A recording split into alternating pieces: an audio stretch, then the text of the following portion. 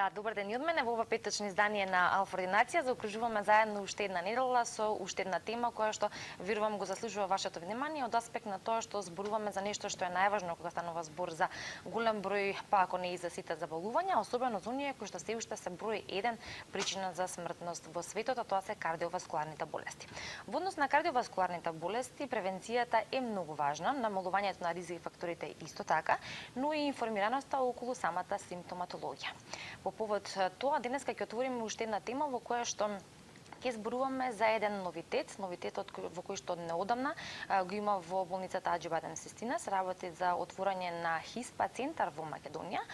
односно зборуваме за персонализиран третман во намалувањето на ризиците кај кардиоваскуларните болести, односно кај оние пациенти кои што имаат ризик од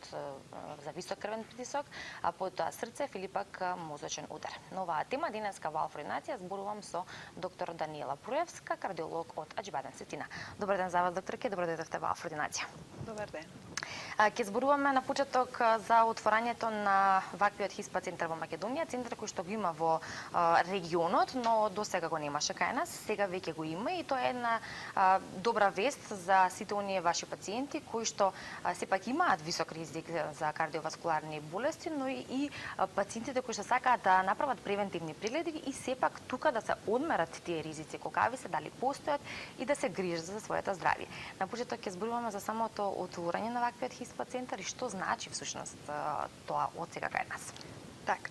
Значи, во саботата на 14 април во клиничката болница Систина е отворен ХИСПА центарот, односно е формирано ХИСПА здружение во Македонија како дел од ХИСПА здружение кое веќе е формирано на територијата на Балканот. Значи, ваков прв ХИСПА центар е отворен во Србија пред 5 години и во тој центар се вклучени повеќе медицински здравствени институции кои имаат за цел да овозможат превенција од хипертензија, срцев и мозочен удар, односно да ги намалат сите ризик фактори кои доведуваат до кардиоваскуларни заболувања. Значи, ова е една иницијатива која се спроведува долги години во секоја матична здравствена кардиолошка установа, меѓутоа сега пристапот кон пациентите е малку променет, пристапот кон пациентите е малку продлабочен, со цел да им се подобри можноста за добивање на поголема здравствена услуга на овие пациенти. Значи, во Аџи Бадем Систина се отвори овој ХИСПА центар со идеја, значи Аџи Бадем Систина се грижи практично за здравјето на секој поединачен пациент кој доаѓа во нашата здравствена институција, дава доверба на медицинските тимови докторски медицински тимови кои работат во Аџи Бадем Систина. Со оглед на тоа дека ние веќе се грижиме поединечно за секој поединец, сметавме дека можеме да станеме член од оваа ХИСПА групација која веќе ја има во 5 држави на Балканот, значи отворена е во Србија, има во Хрватска, Црна Гора, Босна и Херцеговина и Бугарија, така да Македонија со отварање на овој ХИСПА центар во Аџи Бадем Систина стана 6-та земја членка која припаѓа на оваа ХИСПА здружение. Така, бидејќи зборуваме за персонализиран пристап, односно персонализиран третман при превенција, односно намалување на ризиците генерални од кардиоваскуларните болести, како што споменавме, високиот крвен притисок, тука е срцевиот удар, мозочниот удар, нешто што статистиките велат во Европа, па и во светот и од потоците кои што ги дава Светската здравствена организација, дека се уште се, како што кажав и во најавата, причина број 1 за смртност во светот. И се тоа се големи бројки, ваквите центри се разбира дека целта е за намалување на оваа бројка, но да ви појаснам нашите гледачи што всушност значи персонализиран пристап, бидејќи многу пациенти имаат ризик, да кажеме повисок ризик за кардиоваскуларни болести, но не секој би требало да се третира исто, нели? Сега тука се добива токму тој персонализиран третман. Како изгледа тоа? Така, значи самиот збор ХИСПА значи асоциација за превенција од хипертензија, срцев и мозочен удар. Значи тоа е самиот збор ХИСПА ја објаснува целта на ова здружение. Кардиоваскуларните заболувања се практично заболувања со највисок на прво и второ место, значи срцевите и мозочните удари се на прво и второ место по морбидитет и по морталитет на светско ниво, на глобално ниво. и одредени високо развиени земји веќе успеале да постигнување на плато и почеток на намалување на инциденцата за појава од овие кардиоваскуларни заболувања. Меѓутоа, според податоците добиени од Светската здравствена организација, до крајот на оваа деценија и до крајот на наредната деценија се очекува уште поголем прогресивен пораст на кардиоваскуларните заболувања и тоа укажува дека многу мора да се мисли на овие заболувања, односно да се направи се што е можно за превенција од овие заболувања. Како што вие веќе рековте, секој пациент е поединец. Значи, заболувањата се групирани во одредени групи на заболувања, меѓутоа во сите тие групи на заболувања спаѓаат луѓе кои се поединци, имаат своји карактеристики. Така да кога ги лекуваме, односно пациентите кои можеме да ги лекуваме со превенција на превентивен начин, значи што е целта практично на ХИСП организацијата? Превентивно откривање на пациенти кои би можеле да добијат некоја од овие кардиоваскуларно заболување, навремено откривање на болеста доколку веќе постои, лекување на болеста доколку истата постои и спречување, односно одложување на повторување на болеста доколку знаеме дека пациентите спаѓаат во групата на пациенти со кардиоваскуларни заболувања, односно голем број на ризик фактори за настанување на кардиоваскуларни заболувања. Така да, значи, персонализираниот начин на лекување на овие пациенти подразбира дека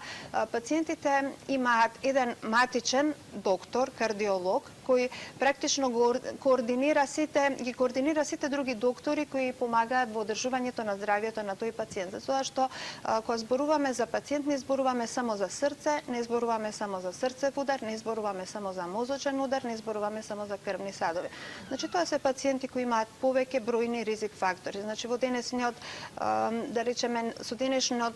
денешната брзина на работење, сите сме изложени и да немаме други ризик фактори на еден голем стрес. Генетскиот фактор е фактор кој не може да се промени, значи е фактор кој секогаш постои кај одредена група на пациенти кои имаат кардиоваскуларни заболувања, како фамилиарно, односно генетско заболување. Полот е исто така непроменлива карактеристика, меѓутоа има променливи карактеристики на кои можеме да влијаеме, како што е, да речеме, покачениот крвен притисок, како што е шеќерната болест, како што се зголемените масти во крвта, како што е пушењето, седентарниот начин на живот и сите овие фактори поединачно треба да се земат во обзир кога преземаме фактори на превенција, односно лекување кај еден пациент. И во тој поглед е многу важно да се знае кои се фактори на ризик ги има тој пациент и што све треба да се преземе за да се намалат тие фактори на ризик. Така да, значи, пациентот може да дојде на еден превентивен преглед доколку претходно нема потешкоти кај доктор кардиолог кој ги согледува сите ризик фактори и врз основа на тоа дава предлог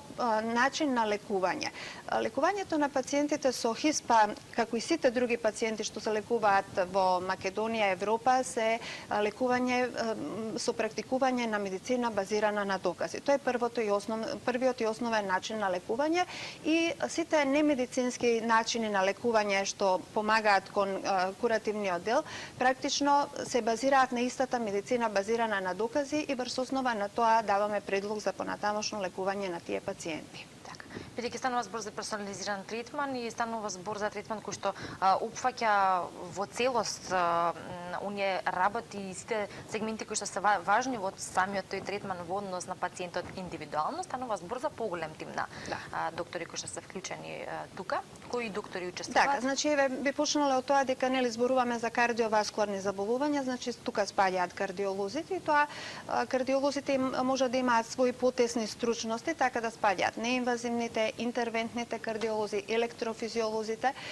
Потоа да речеме кога зборуваме за хипертензијата може да има различни причини за настанување на хипертензија, односно покачен крвен притисок, може да има различни причини за настанување на покачен крвен притисок, така да веднаш се вклопува во тоа и групата на нефролози, ендокринолози, значи кои може да бидат основни други дополнителни причини за настанување на покачен крвен притисок.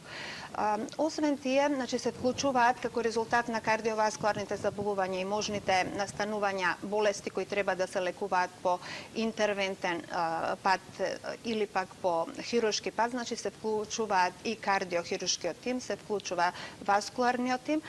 Потоа пациентите секако со оглед на на тоа дека имаат ризик фактори од тип на покачени вредности на шеќерот во крвта, значи се вклучува ендокринолог, диабетолог, кој се грижи за одржување на вредностите на гликемијата кај пациентите. Исто така вклучуваме нутриционист кој им дава препораки на пациентите околу тоа каква треба да нутриционист, односно диетолог кој им дава препорака на пациентите каква треба да биде диетата. Се вклучуваат колегите физиотерапевти кои помагаат околу давање на предлог за физичка активност, медицинска рехабилитација после настанети кардиоваскуларни инциденти, се вклучува доктор ангиолог, така да имаме голем тим на доктори кои практично, реков, целокупното лекување го координира еден доктор и дава предлог кои се доктори треба да се вклучат во лекувањето на еден пациент. И она што е предно за пациентот е дека пациентот, кога пациентот, значи, ја дал својата доверба на еден доктор и знае секогаш кому треба да му се обрати и тој доктор ќе му помогне да ги разреши сите овие проблеми кои, ако се разбира, пациентот се поддржува кон препораките што се дадени од страна на докторите, значи ќе му помогнат да се подобри неговата здравствена состојба. Рековте дека Македонија е шеста поред земја со ХИСПА, сега веќе ХИСПА центар, кој што го имаме како таков во однос на претходните 5 во регионот кои што веќе си постојат и функционираат добро. Од тука прашањето е какви се информациите или оние статистики кои што ги имат отаму во однос на третирањето на самите пациенти, успешно третираните пациенти и како функционира во тие држави ХИСПА центарот во однос на целта која што ја има за намалување на ризиците. Така, значи со оглед на тоа дека во групата на пациенти кои се лекуваат во овие медицински здравствени институции кои може да бидат од државен или од приватен карактер, исто и во другите земји кои учествуваат во ХИСПА здруженијето, практично има регистрирани отприлика околу 15.000 пациенти кои влегуваат во еден централен регистар и продолжуваме, повторуваме дека лекувањето на овие пациенти се базира на медицина базирана на докази и пациентите, значи, успешно се лекуваат со оглед на тоа дека го продолжуваат и понатаму лекувањето во центрите каде што го почнале. Значи се добива практично можност за меѓусебна комуникација помеѓу докторите, разменување на искуства, разменување на ставови, одредување на најновите трендови во медицината кои помагаат во правецот на одржувањето на здравјето на пациентот. Така да, значи, вклучени се 5 држави со еден заеднички регистар и практично ние имаме листа каде што ќе бидат вклучени и нашите пациенти во тој регистар и врз основа на тоа може да се води статистика околу состојбата на здравјето на пациентите кои се лекуваат во ХИСПА центрите. Водењето на здрав начин на живот, всушност редовното правење на превентивни прегледи, оно што вие докторите секогаш апелирате и советувате е да биде на некој начин дел од стилот на живење на самите пациенти, на граѓаните. Колку тоа вашата пракса го покажува дека е така, што вие ќе кажете од вашето искуство за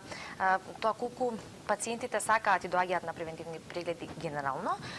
Исто така, освен кога станува збор сега за ХИСПА центар и за ваквиот персонализиран третман, покрај тоа што главен фокус се оние пациенти кои што имаат ризик од кардиоваскуларни болести, тоа го знаат како такво и доаѓаат при тоа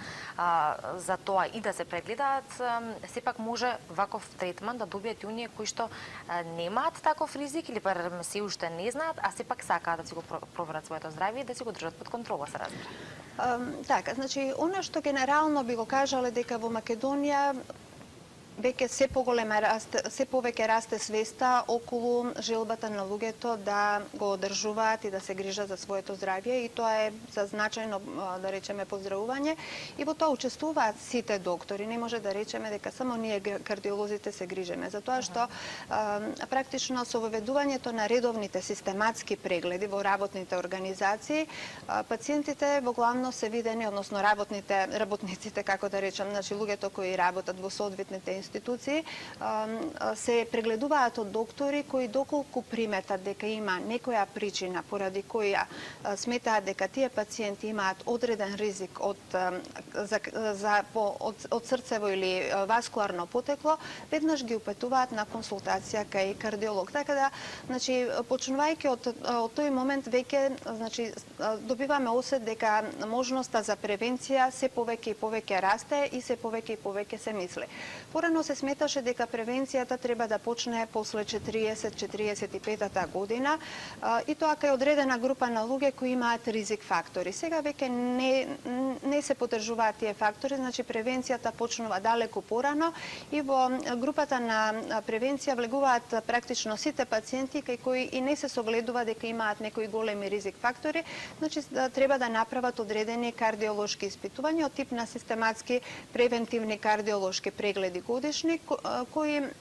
овозможуваат да се направи одреден ризик скор кај пациентите според параметрите што ги имаат и врз основа на тоа да се предвиди колкава е можноста за појава на кардиоваскуларен инцидент во наредните 10 години и врз основа на тоа кај една серија пациенти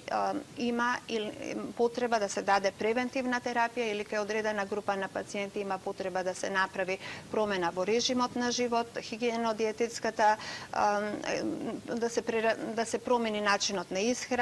практично да се преедуцира во правецот на исхрана, во правецот на физичката активност и слично. Така да, мислам дека во тој поглед Македонија веќе има еден позитивен тренд во правец на свеста на населението околу сопственото здравје, односно кардиоваскуларното здравје за кое зборуваме во овој момент и секако дека кардиолозите помагаат во тоа што секогаш укажуваат на тоа дека треба да се обрнува внимание на сите фактори на ризик кои мислам дека веќе со тоа што повеќе пати ги спомнуваме, сите и луѓето во најнормалната популација ги познаваат. Значи покачениот крвен притисок, зголемените вредности на масти во крвта, пушењето, седентарниот начин на живот, големиот стрес. Значи една серија пациенти доаѓаат на преглед со оглед на тоа дека знаат дека се со поголема телесна тежина и имаат голем стрес, знаејќи дека можеби немаат други ризик фактори, меѓутоа овие ризик фактори се доволен покренуваш за тие да имаат потреба да направат кардиолошки преглед. Така да свеста во однос на превентивните прегледи е значајна. Секако дека во момент кога ќе се направат превентивните прегледи, една група на пациенти остануваат со препорака за промена само на животниот стил, додека кај една група на пациенти се наоѓаат промени кои можат да укажат на потреба за воведување или на медикаментозен третман, секако со промена на животниот стил, или кај една група на пациенти може да се најдат практично промени кои бараат одреден тип на интервенции и од тие причини практично превенцијата е најважна, затоа што една е ситуацијата кај пациент кај кој веќе настанал кардиоваскуларен инцидент па се лекува пациентот, а друга е ситуацијата кај пациент кај кого имаме превентивно откривање и лекување без да настане кардиоваскуларен инцидент и оштетување на ткивата во оваа ситуација на срцето, крвните садови, мозокот и така натаму. Така да се превенира пред да се случи нешто, односно да се искомплицира веќе настанатата состојба. Она што е важно е да се види и увиди на време и потоа да се третира соодветно. Бидејќи во првиот дел од емисијата зборуваме за персонализираниот третман кој што укажува, односно она што е важно е самата превенција и ваквиот персонализиран третман во намалување на ризиците од кардиоваскуларните болести. Би било соодветно во вториот дел од емисијата да позборуваме малку за кардиоваскуларните болести. Сме зборувале во многу изданија на нашата алфа-ординација за ваквите кардиоваскуларни болести кои што имаат голема класификација. Ние нема да ги опфатиме сите, се разбира, во продолжение, но ќе позборуваме за најчестите, тоа се високиот крвен притисок или хипертензија, срцевиот удар, мозочен удар и може да додадете уште нешто доколку се разбира имаме време, имаме уште малку време да позборуваме за самата симптоматологија, ризик факторите, па и диагнозата и понатака лекувањето доколку веќе се испостави како диагноза. Ризик фактори некои ги споменавте, тоа се оние кои што зависат од самиот пациент и кои што може да ги спомене, да ги промени, се извинувам, но постојат и други ризик фактори како што се генетскиот фактор кој што игра улога овде и плюс други фактори кои што не може да се менуваат, но доколку се намалат овие кои што може да се менуваат, тогаш проблемот може и да биде побрзо решен или ставен под контрола. За кардиоваскуларните болести генерално неколку збора и потоа и за повеќе ризик фактори кои што може да се појават. Така, значи кардиоваскуларните заболувања рековме се на прво место по морбидитет и морталитет во светот и бидејќи почнавме да зборуваме за превенција, можда би застанала се уште на таа превенција и бидејќи повеќе пати спомнавме персонализиран начин на лекување и превенција кај пациенти кои можеби уште немаат голем ризик фактори, значи можеби првиот дел е преедукација на пациентите во однос на стилот на исхрана и така натаму и тоа е нешто на што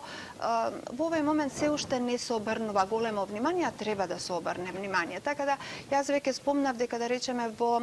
медицинската екипа која учествува во лекувањето и давањето на препораки на пациентот се докторите, нутриционисти, диетолози и така натаму и така натаму. Значи значајно би било да речеме имаме можност кај пациентите, кај општата популација преку еден медицински анализатор да се направи проценка на составот на телото, односно на сите сегменти на телото, присуство на мускулната маса, масното ткиво и водата во нашето тело и на тој начин да се одреди кај пациенти кои се со нормална телесна или оптимална телесна тежина или прекумерна телесна тежина, дали и какви ризик фактори постојат за настанување на кардиоваскуларни заболувања. И на тој начин да речеме почнуваме со една основна проценка на пациентот, значи се мери основната телесна маса кај пациентот, потоа се мери body mass index, значи тоа значи телесната маса изразена во килограми на метар квадратен телесна површина, се одредува колкав е процентот распределбата и концентрацијата на масното ткиво во телото, се мери мускулната маса, се одредува колкава е концентрацијата на масното ткиво околу органите, се одредува сувата телесна тежина и на тој начин може да се одреди колкава треба да биде препораката за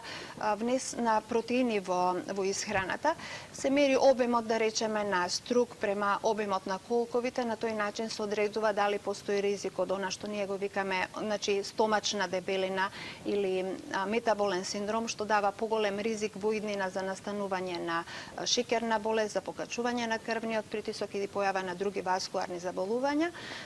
Се одредува присуството на клеточна и вонклеточна тело, значи се дава базалниот метаболизам и на тој начин можеме да дадеме еден фитнес скор, што значи колкав степен на оптеретување препорака за движење во модале на таков пациент. Значи тоа би било еден почеток во превенција, значи кај пациент кој би дошол на преглед, кој нема голем број ризик фактори и сака да остане на тоа ниво, значи без оглед на тоа што може да има оптимална телесна тежина, ние со ваков еден преглед веќе можеме да дадеме совет околу тоа како треба да продолжи со животот и да дадеме можност за преедукација во однос на исхраната. Јас на тој дел повеќе би се задржала отколку на стандардниот дел на она што многу често го спомнуваме и го зборуваме за веќе постоечките кардиоваскуларни заболувања, значи идејата е да спречиме да дојде до настанување на кардиоваскуларни заболувања. И врз основа на тоа ние да речеме денеска постојат многу диети кои пациентите ги користат. Значи има пациенти кои имаат поголема телесна тежина и врз основа на тоа практикуваат една серија на диети. Има серија на диети кои се корисни, има серија на диети кои помагаат, има серија на диети кои не помагаат толку многу и заклучено е дека ако се намали внесот на јаглени хидрати во исхраната и се зголеми внесот на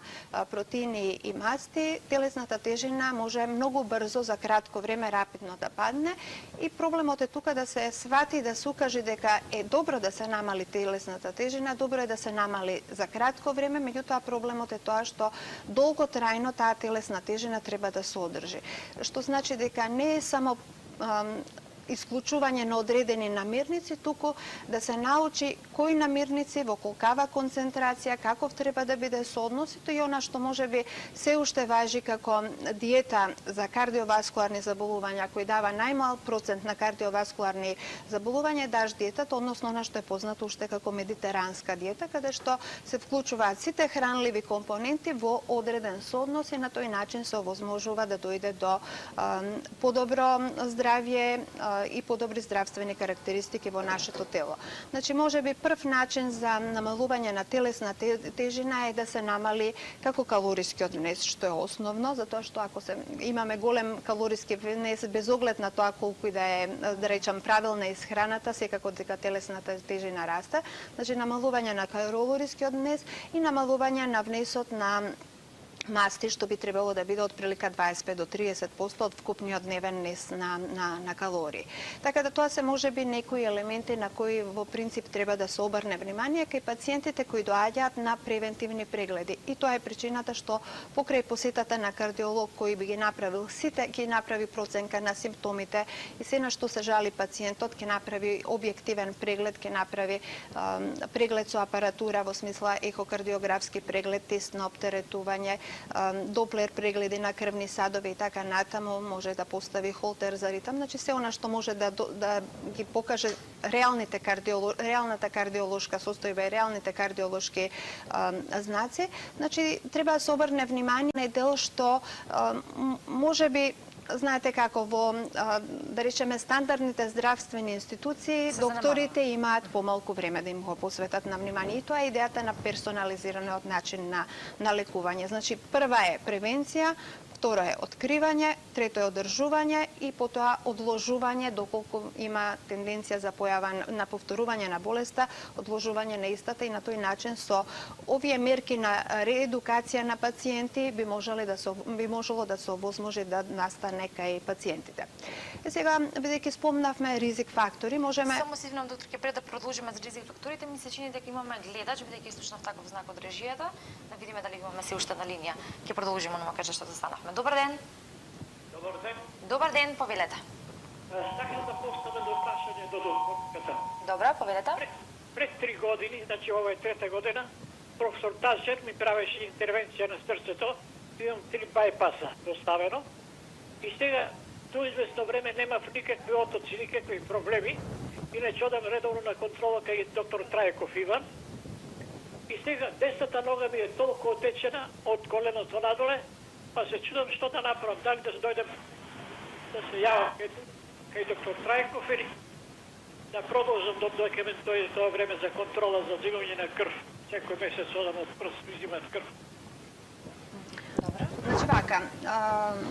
тоа што е пациентот опериран и што нема потешкоти, тоа е една состојба независна од оваа втората што ни ја спомнува отокот на десната нога. Значи зборува за едностран оток и оток на подколеница. Значи во нозете има крвни садови од артериски тип и крвни садови од венски тип. Значи апсолутно би му советувала веднаш да се јави кај доктор Трајков, затоа што во таква ситуација би постоела можност да станува збор за една длабока венска тромбоза, да станува збор за отоци кои се на двете подколеници, значи можеме да рачунаме дека може би станува збор за срцева слабост, меѓутоа пациентот покрај отоците би имал и други потешкоти, би се потенцирал заморот, би имал одреден степен на гушење и други елементи кои би зборувале во правец на срцева слабост. Оваа ситуација е комплетно независна од состојбата на претходното лекување на артериите на срцето. Значи ова може да биде проблем со крвни садови, меѓутоа крвни садови од венски тип, кои може да бидат на ногата и обично во таква ситуација треба да се исклучи постојање на длабока венска тромбоза, што е опасно како ситуација. Значи, од тие причини јас апсолутно би му советувала на пациентот да се јави, затоа што доктор Трајков секако кога ќе го види пациентот ќе препорача покрај стандардни работи да се проверат дедимерите, да се направи ехо на длабоки вени и на тој начин да се докаже или исклучи, значи да се докаже или исклучи состојба во тек на еден преглед кој за 30 минути би се завршило, значи точно би се знаело дали има таква ситуација или не. Така да овде не би советувала чекање и доаѓање време на редовна контрола, туку апсолутно да се јави кај матичниот кардиолог. Така. Застанавме кај ризик факторите, односно може да ги погледнеме од аспект на тоа кога ќе дојде пациент за персонализиран третман, а знае дека има повеќе од, како велите вие, повеќе од 3 треба да има, така? Повеќе од 3 ризик фактори, тогаш веќе се третира како пациент кој што има ризик од кардиоваскуларни болести. како изгледа во тој дел персонализираниот третман? Да, тоа е тоа. Значи, ние практично почнуваме со стандарден преглед на пациент и во тек на стандардниот преглед се добиваат стандардните информации околу тоа дали има потешкоти, дали нема потешкоти, нели? И да се добиваат основните податоци, значи дали има зголемен крвен притисок, односно пред ризик факторите, значи дали има потешкоти во движење, при напор, дали има гушење, дали има замор, дали има промена на состојбата при активност во однос на она што било претходна состојба, значи нешто што би го покренало да прави кардиолошки преглед или е чисто превентивен преглед без никакви потешкоти во тој поглед. Второ е состојбата на ризик фактори, затоа што една серија пациенти доаѓаат на преглед затоа што имаат покачен крвен притисок, затоа што имаат шеќерна болест, затоа што имаат, што знаат дека пушат, затоа што имаат, значи, покачени вредности на масти во крвта и така натаму и така натаму. Многу често кога ќе влезе човек во кардиолошка амбуланта, слуша јас имам покачени масти многу години, меѓутоа не ги лекувам. Значи тоа е ризик фактор на кој треба да се посвети внимание. Значи, може да се случи еднаш да се зголемени вредностите на мастите, инцидентно може да се случи втор пат, меѓутоа ако тоа се повторува во рамки на 3, 6, 12 месеци, е состојба која бара апсолутно внимание, реедукација на пациентот и доколку со физичка активност, доколку со промена на режим на живот не се промени состојбата, бара вклучување на таблетарна терапија и поставување под контрола на тој липиден статус, односно воспоставување, односно губење на тој ризик фактор, затоа што со давање на терапија тој ризик фактор практично го немаме како агресивен ризик фактор во појава на кардиоваскуларни заболувања. Исто така, значи, и посебно, значи, тука би обрнала внимание што таа група на пациенти најчесто се млади пациенти, што повозрасните пациенти кои имаат повеќе ризик фактори се грижат повеќе за сопственото здравје и примаат терапија, примаат све што ќе се советува од терапија, додека младите многу често сметаат дека се здрави и дека не им треба никаква терапија, односно најчесто идејата дека јас цел живот треба да примам терапија ги плаши, би не плашала сите нас, меѓутоа повеќе плаши можноста за настанување на болест отколку да се прима одреден тип на терапија. Втората работа е појава на зголемени вредности на шеќерот во крвта. Многу често пациентите не сакаат да се соочат со таа состојба, значи велат, јас последнава година 2-3 имам скачување на шеќерот, ама не сум шеќераш, во смисла имам вредности на шеќерот околу 6,5, 7, 7,5, 8, ама не, значи се обидувам со храна, најчесто воопшто не се движам, не е намалена телесната тежина и на тој начин вредностите на шеќерот остануваат покачени и ова е веќе создавање на состојба на реална болест, односно реален ризик фактор кој води до кардиоваскуларните заболувања. Она што можеби би кажала и што е така значајно како бројка е практично дека најголемиот број на пациенти со шеќерна болест кои имаат ран морталитет, значи рано го губат животот, е од кардиоваскуларни заболувања. Односно дека пациентите со шеќерна болест од тип 2, што ги означуваме ние, стекнат во текот на животот, над 80% имаат макроваскуларна кардиоваскуларна болест, односно болест на големите крвни садови, како што се крвните садови што охранат срцето, што охранат мозокот, што ги хранат нозете, што е, да речеме, голем проблем на секоја држава со оглед на тоа дека дава многу ран инвалидитет, ја намалува работната способност кај луѓето што се на помлада возраст, дава бројни хоспитализации и како резултат на тоа го оптеретува здравствениот фонд на секоја држава, што значи дека на времено лекување на овие ризик фактори апсолутно би требало да доведе до можност за намалување на појава на кардиоваскуларни заболувања. Покачениот крвен притисок е исто така состојба која се јавува исто така кај помлада популација. Е многу важно навремено да се почне, значи пациентите знаат да размислуваат, зборува повторно за помладата популација, значи таа што ни е во овој момент поактуелна, кај која ни е битно да ја спроведеме превенцијата, значи пациентите да имаат покачен крвен притисок од тип на 145-150, меѓутоа малиот крвен притисок, диастолниот крвен притисок да биде околу 100, 105, 110 и да не се обрне внимание во тој поглед, и тоа води понатамо до органски промени на срцето, задебелување на срцето, промена на крвните садови и настанување на различен вид на компликации кои се непотребни доколку нели секако се промени повторно режимот на живот, затоа што Секогаш кај оваа група на пациенти се зборува најпрвен за промена на режим на живот, промена на животни навики, вклучување, апсолутно вклучување на физичка активност во како дел од третманот на овој тип на заболувања и потоа доколку на тој начин не се воспостави контрола на ризик факторот, се продолжува со медикаментозна терапија. Денеска постојат современи лекови, антихипертензиви кои може да бидат поединечни, во една таблетка комбинирани повеќе антихипертензиви, 2-3, во една таблетка комбинирана антихипертензивна терапија, диуретична терапија во одредени држави плюс терапија за масти, статин. Така да се сваќа дека проблемот, многу често проблемот и размислувањето, особено кај помладите луѓе, е стравот од примање на лекови и примање на повеќе лекови. Тоа е идејата кога се прават овие комбинирани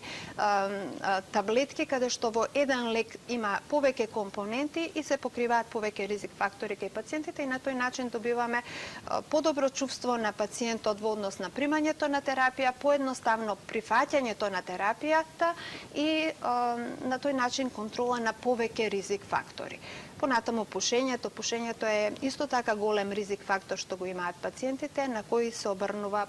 малку внимание. Најчесто пациентите велат, јас не пушам многу, пушам само една кутија. Така да не е идејата пушам само една кутија, треба при секоја посета на доктор да се подсетуваат. За некога не е многу ни тринели. Да се подсетуваат, впрочем на самите кутии на цигари пишува што предизвикуваат, така да се подсетуваат дека е тоа еден ризик фактор за настанување на болести во иднината. Така да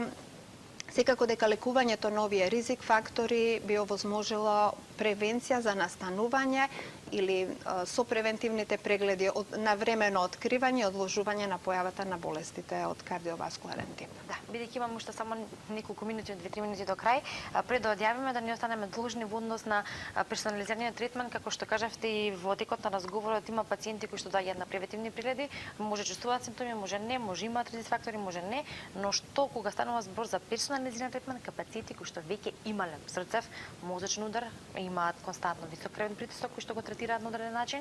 и слични диагнози во однос на кардиоваскуларната болест. Практично тука е можноста, тука е најголемата можност на секој кардиолог, затоа што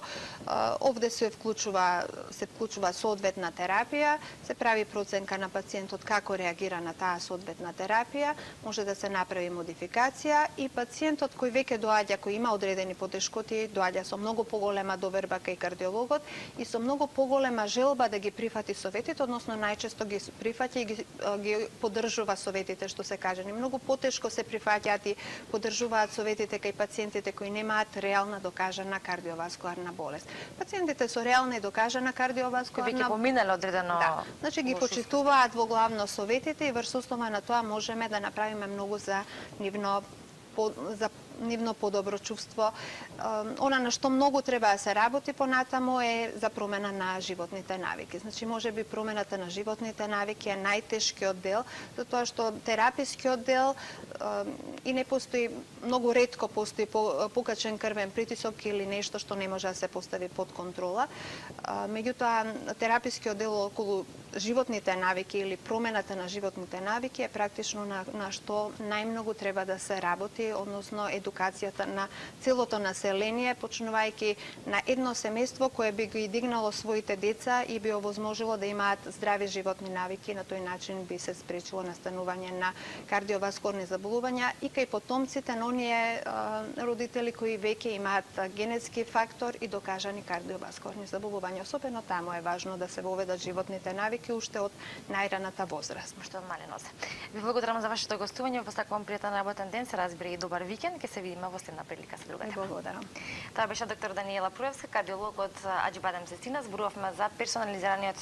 третман и за веќе постоечкиот од неодамна ХИСПА центар во Македонија, каде што се намалуваат ризиците од кардиоваскуларните болести, кои што за жал се број 1 причина за смртност.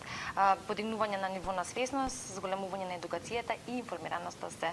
многу важни во овој дел и јас верувам дека со денешното издание на Алфа Нација помогнавме во тоа. Ви благодарам за вашето внимание. Се гледаме повторно од понеделник со нова тема. Ве оставам со програмата на Алфа и содржините на Алфаскоп. Имајте убав викенд и уживајте во пролетното сонце. Довидување од мене.